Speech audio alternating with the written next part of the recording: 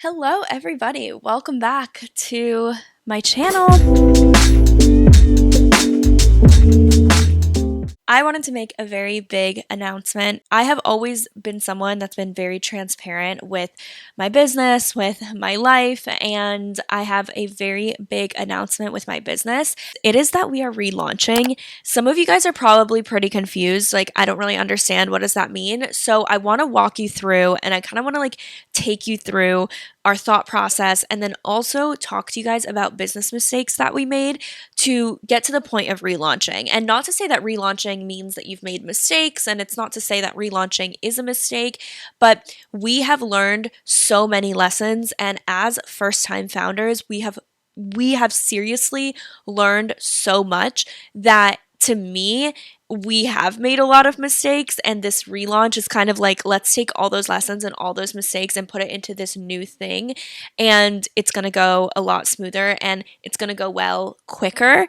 And so even though we worked on Rela 1.0, let's call it, for X amount of time, it doesn't mean that it's going to take that long to build this 2.0 version to what it is today. I think that we're going to be able to get there a lot quicker because we're implementing all of these lessons that we've learned along the way. If you are starting a business, if you want to start a business, I think that you're really going to like this episode, this video, because we're also going to talk about all of those mistakes, and hopefully you can learn from my experience instead of having to learn on your own. Update/business mistakes type of video, and I think you guys are going to like it. And if you're curious about what Rela looks like, well, this is the view of it. You can create your account today and check it out for yourself, but it's project management meets content management, and it's specifically for social media managers and teams. I am so excited. There's so much that you can do on Rela, so I highly recommend creating your account today and getting started with it.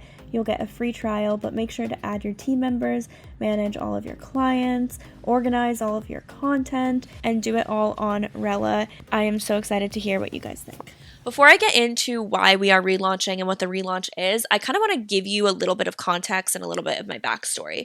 Those of you who have been following me for a long time probably know this, but I think it's all going to make sense. So I want to make sure that I'm kind of sharing the story with you all. I'm going to talk to you about the invisible string theory, except when it comes to my career, because it's so evident. It's kind of like that Steve Jobs speech that he gave. I believe it was a commencement address, and he talks about looking back in life and connecting all of the dots. Of course, it was impossible to connect the dots looking forward when I was in college, but it was very, very clear looking backwards 10 years later. Again, you can't connect the dots looking forward. You can only connect them looking backwards. So you have to trust that the dots will somehow connect in your future. You have to trust in something, your gut, destiny, life, karma, whatever.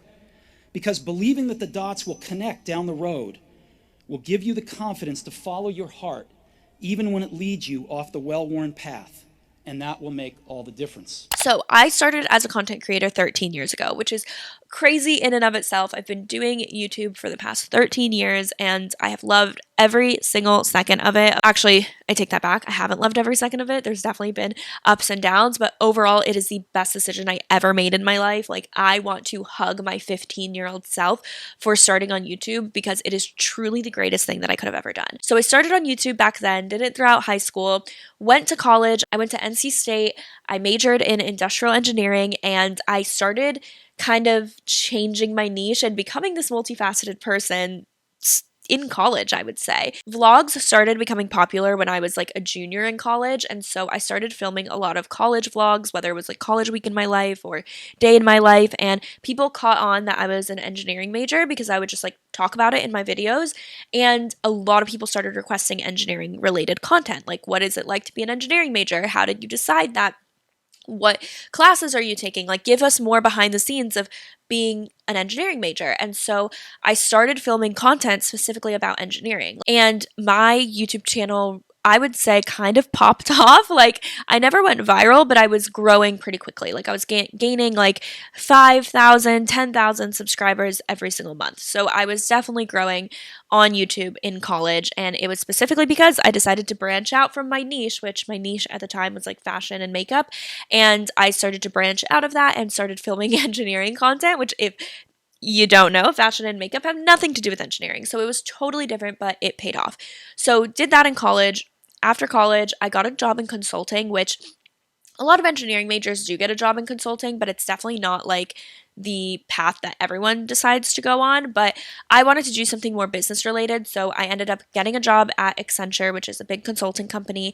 And my first project and my only project actually at Accenture was at this really large financial institution. And I was testing their app and I was sitting between developers and like the business side of things. So I was kind of like communicating back and forth, testing it, telling them like, what needs to be improved and how they can improve this application. And I remember thinking like this is the easiest job in the world. It's not challenging at all, which it really wasn't. Like it was just like testing. Like I didn't feel like I had much input. I was just kind of like communicating between the two, but I wasn't the one coming up with the ideas. I wasn't the one that was like making any decisions. Obviously, I was 22, fresh out of college, and this is a one of the biggest companies in the entire world.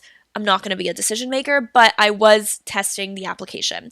And I just remember thinking like this is so useless. Like I just like was not appreciating where I was in the moment. I was thinking it was so useless. I didn't understand like why I had studied for 4 years in engineering and got this like project that I just felt like wasn't very challenging at all. And looking back now that I am the founder of an app, I'm like, oh, that makes sense. Then I decided to quit my job and pursue content creation full time. Being a content creator full time, I always knew would just like open up doors. I never just wanted to be an influencer. And I remember saying that in the video of me quitting my job was that I did not just want to be an influencer, I wanted to do something else. But it just opened up so many doors for me. So I became a full time content creator, and I, at that time, was like, what should I work on? Like, what else can I do? I have all of this free time now. What do I do? And I remember when I quit my job, so many people were like, Natalie, you studied engineering for 4 years, and now you're giving all of that up to just be an influencer? Like, make it make sense. Which, even if I didn't go into tech afterwards, it would have made sense. Like, I was so much happier being a creator. However, now looking back, I'm like, no, my engineering major was super helpful now that I communicate. Now that I am literally in the tech industry, I am a tech startup founder, and my co founders are developers and engineers. And also, the reason why I met my co founders is because of the major I was in, because the one of the guys that I had classes with knew them and they went to NC State as well. So, again, connecting all the dots, it's kind of crazy. So I remember hearing that often though, being like, why would you quit when you just studied engineering for this long? So quit my job, became a full-time creator, started this podcast right after I quit my job. So if I didn't quit my job, I would not have had this podcast. And then I started an agency, and I started a social media agency because I wanted to, again, one, do something else. I was skilled in social media. I was a successful content creator, and I wanted to be able to help others with it. This was 2019. So social media was obviously still big, but it wasn't what it is today. Like TikTok was not really big back then. There was no like TikTok strategy. I'm pretty sure either TikTok just became a thing, or it was still Musically. Like I'm not quite sure the timeline, but just it was mainly Instagram and like YouTube, honestly, that were bigger. And I remember wanting to work with other brands and help them with their social strategy and help them kind of grow as content creators grew. Like use the strategies that I used as a content creator and that I was helping content creators with, and implementing that with brands. And so I actually took over a couple brand accounts, and I was posting for brands, and I was also doing like influencer marketing for them and PR, and I kind of had my hand in like every aspect of the social media slash influencer industry. While I was at that agency is when I started realizing all of the inefficiencies that were out there with social media management and with being a creator and just like dealing with content. As a creator myself, I was treating myself like a business. I had a manager, I was making money off of it, and I was like planning my content ahead. I was on so many different platforms, and I just felt like I was drowning managing all of my content and on top of that, I was also managing other content for other brands and also felt like there was no good tool for it. Like we were using ClickUp internally, but I also was using content planners that I hated. Like I was using like Planoly, I had tried later and really didn't like it. Then I was using all these project management tools. I had tried Asana and Trello and then ended up sticking with ClickUp. And then I would make my content calendar on spreadsheets and send it to my clients and get their approval before like inputting it into ClickUp for the internal team, and then like inputting it into Planoly for scheduling, I just felt like there were so many steps that I needed to take that this process didn't need to be this hard. And also, I wasn't satisfied with any of the tools or any of the apps that I was actually using. So that is when the idea of Rela came to be.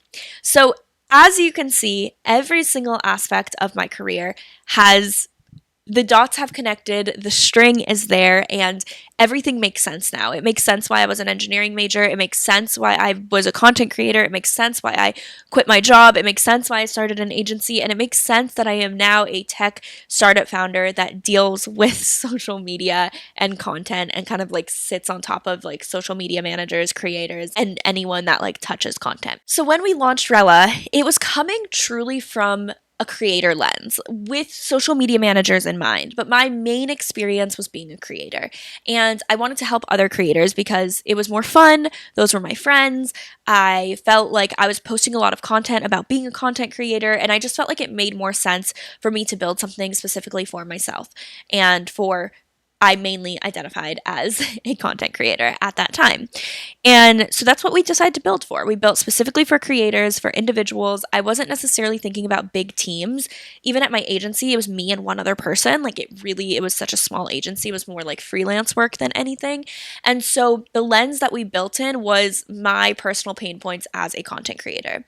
And I got a lot of validation from other creators. We did a lot of testing. We did a lot of focus groups. We met up with other creators and, asked them about the product and if they would use something like this. And that's kind of like what we built it for. However, as we started to build for creators, we also started having a lot of social media managers come in and they were asking us like, "Hey, can we use this for ourselves? Like I see you have planning and like, content management. Can I use this?" But because we were so focused on creators, we said yes to social media managers and like they could technically use it, but the experience wasn't great and it just like was not made for them. And so they kind of like pieced it together, but ultimately they ended up dropping off because it really wasn't made for them. And then when it came to the creator side of things, creators are not the best customers. Like a lot of creators are disorganized. They just use like notes on their phone. They're not really planning ahead. They don't have big teams. Majority of creators are doing everything on their own. And so having a tool like this wasn't necessarily something that was absolutely needed for the majority of people. Of course, we have creators that still use us today, but it's definitely not as sticky of a client just because of the nature of the business. And so once we realized that, we started building a little bit more for social media managers. However, we still had all of these features specifically for creators, like the campaign feature where you can keep track of all of your brand deals. And it was specifically labeled campaigns and it was specifically marketed and targeted towards creators. That when social media managers came on, while yes, we began to build for them, there was still all of this extra stuff that was there from our original audience and who we were intended for that it still wasn't the best experience for social media managers and it was kind of confusing. Like a lot of people signed up to the app and didn't even know where to go, didn't know where to start. And so it just like we built for everyone and it just wasn't the best user experience now for the creator or for the social media manager. So we decided, hey, we have way more social media managers, teams, businesses, like internal, like social media managers at these businesses, people that work at agencies, people that have multiple clients. Those people are coming to us. Those people are wanting a solution. They feel the pain point more and they're actively searching because even when I had my own agency, I was using all of these different tools. Why are we not building for them specifically? And we had to decide who are we for because we cannot be for everyone. And that is when we decided we are completely relaunching a totally new platform and we are targeting social media teams and agencies. So we're dropping the creator out of it.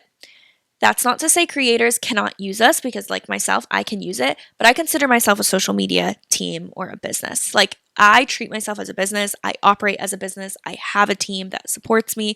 So I fit into that category. And if you are a creator and you have a system and you have a process, by all means, this product is for you. But when we were targeting it as just for creators, it didn't allow for the professionals that we were actually wanting to come onto the platform to understand that we were for them. So that's the distinction. And we needed to make it really clear of who we were for and how we're going to decide to market it. So with this relaunch, we're specifically focused on businesses and professionals, and we are creating a tool specifically for them. And I am so excited.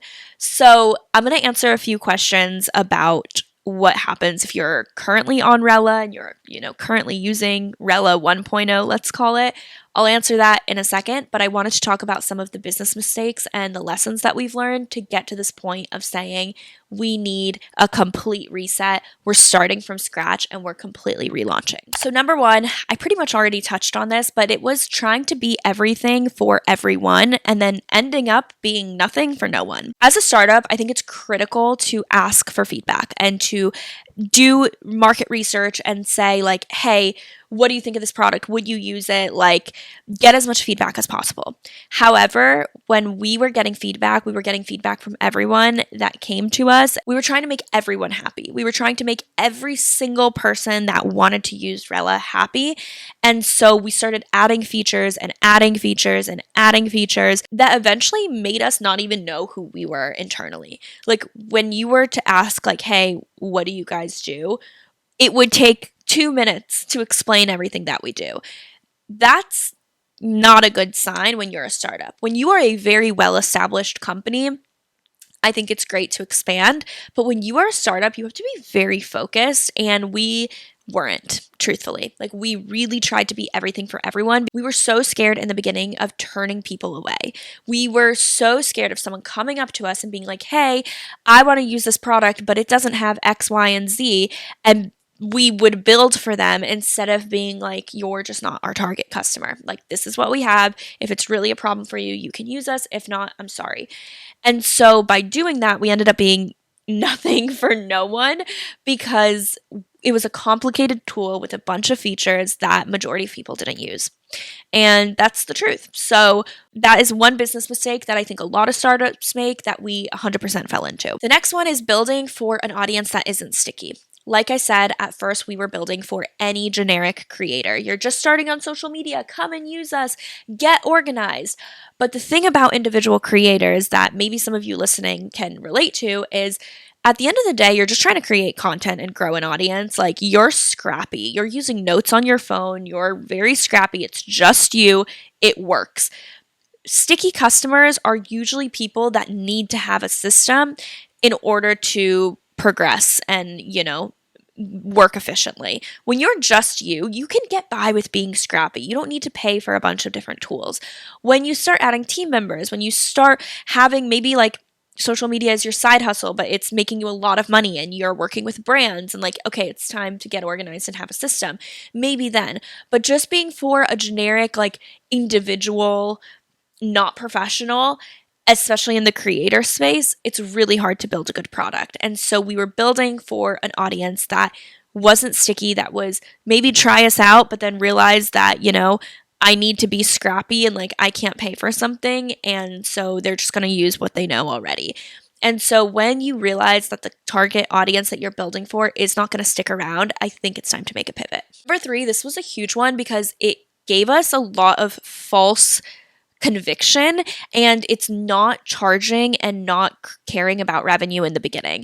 When we started out, because we are venture backed and we did raise money, we thought, growth at all costs and we don't need to focus on revenue. And so we just built a product and had, thousands of monthly users and thought that that was success because we had thousands of monthly active users. The thing is, when you're building a product and no one is charging for it, how do you know their willingness to pay? So once we actually turned on subscriptions, we got a lot of people that were upset about it, as that's going to happen when you turn on subscriptions. But we realized a lot of people weren't willing to pay. And it was because they were creators and they were like, hey, like I was kind of like trying this out. I liked it when it was free, but like I can't afford this because I'm not even making money as a creator. And that's kind of when we realized, oh, we're building for an audience that isn't sticky and it's not good enough for people to pay for it.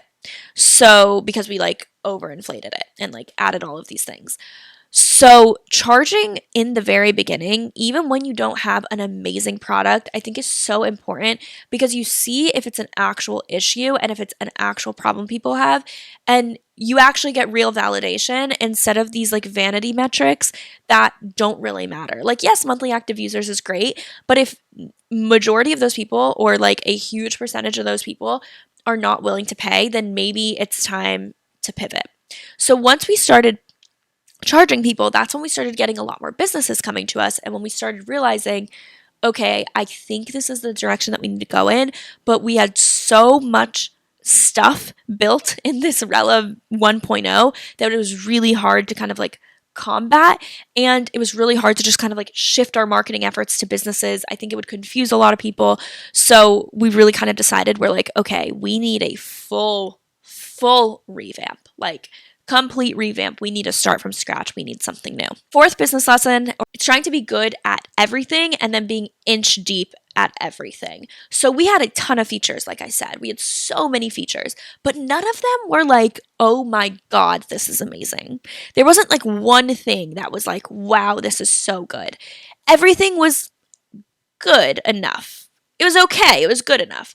But we want to be really, really, really good at the product that we have out there. And that just like wasn't the case with Rela 1.0. So that is why I definitely say like start super, super narrow if you're starting a company, because if not, you're not going to be really great at anything. And then the last business mistake, which I'm sure is not the last business mistake, but the last business mistake I'm going to talk about is being too different. And what I mean by that is like with our user experience, with the design, like there's nothing out there, similar to this. And so we were just a very unique user experience. We didn't look like any other app. We were so different from any other app. Like no other app had campaigns and tracking your revenue and planning your content and all of this stuff. That was just us. And although that might sound like a good thing, it's actually not, because you're so unfamiliar that people think it's a huge learning curve to even use your product. And when they get to your product, people are lazy. They don't want to have to figure it out. Like they want to know what to do upon onboarding. And that wasn't the case because we were too different and we weren't familiar. So you're going to actually see with this new version of Rela and with this relaunch, we actually look like project management tools. We look like a mix of Notion and Asana, I would say. It's as if Notion and Asana had a baby, and then that's like our designs. And even though some people might say, oh, it's like so similar to other tools, that's actually a good thing, especially in the beginning, because you're familiar. People know how to use you. If you were to build, let's say, like a new email system from scratch, you're going to want to make it look like Gmail, because Gmail is what people already know. So I think we just tried to be too different and too unique that people just didn't know how to use us, and then add everything else I mentioned of adding all of these features and like things that like people didn't even use. And it just makes it, a worse experience. So in the beginning, I actually think you want to be familiar to what people are already using that you're trying to replace. So I can't wait for you guys to see it. So that is kind of why we decided to relaunch instead of just like shifting, because we needed a complete change. We're going after an entirely new audience. We are simplifying collaboration and content management for social media teams and agencies. And I'm so excited for you guys to use it. You are someone that deals with content management. If you manage social media accounts either for a brand or for multiple brands, or you have multiple clients, Rela is going to help you so much. It's going to save you time. It's going to save you money. We're very competitive with all of the other tools out there, and we're more affordable than the other tools out there, and we're offering huge discounts. We're offering 50% off annual or monthly plans, so you don't even have to commit if you don't want to all of our plans, and you get a free trial. If you do want to use it, I definitely recommend signing up now because it's 50% off and that will not come back. I would definitely take advantage of it, especially because it's also off of monthly plans too. I think you're going to love it. It marries the best of like Notion and the shareability and simplicity of like Google Sheets and spreadsheets for all of your like boomer clients or anyone that might not know how to use technology, while also adding in the scheduling components of like Later and Planoly. And we're working on a lot of other things that just to improve the user experience, and again, not falling into the same trap of being too much for everyone. I'm so excited for this. Like, this is an entirely new product. It's a completely new system. If you are on the current version of Rela today, that will not go away. You are still able to use it. New users will not be able to go on that old version, but like you will have all of your data, all of your stuff on that old version, and you will have like all of that will still be there. We will eventually sunset it, but that's not going to be for at least 6 months. So you will still have all of your stuff there. You can log into that, and then you will automatically have an account with Rella. We'll send you an email and everything like that. So you'll automatically have an account with this new version too. So I am so excited, you guys. We're also doing a lot this week for the launch. So we're giving away $200 if you post about us on your story. You literally just have to have one post on your story, and that's it. We are doing a lot of discounts. We have a lot of exciting stuff coming up, so I'm so excited. We're also doing onboarding calls and like a concierge white glove service of transferring everything for you if you guys sign up in the month of August. And we will do onboarding live demo calls with your team if you have team members that you're working with. So I am so excited, you guys. I think this was such a much needed thing that we're doing, and I can't wait for you guys to see it and check it out. If you guys want any other business type of videos, please let me know and I will do them for you. But I'm just really excited and really happy, and I think that this is going to go great. So thank you guys so much for listening. If you want to try Rella, please let me know. If you want to sign up for an onboarding call, the link is going to be down there. But it's live. By the time you're listening to this, it is live, so you guys can use it.